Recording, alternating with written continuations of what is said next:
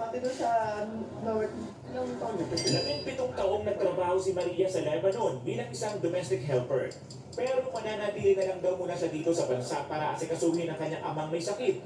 May tulong pinansyal naman daw ang pamahalaan para sa mga Pinoy na ayaw ng mga ibang bansa muli gaya ni Maria. Magandang panimula yung at the very least 125,000 pag-uwi. Magandang panimula yung pantawid until makahanap sila ng trabaho. Ngayong araw naman, inaasahan ang pagdating ng 42 Pinoy mula naman sa Israel. Nagbabalik na mula sa Frontline, Hannibal Talete, News 5. Marami naman, sinisiguro natin yung katulong din. Bongbong Marcos Jr. na ginagawa ng gobyerno ang lahat para may uwi ang 17 Pinoy na inostage ng duty sa Red Sea.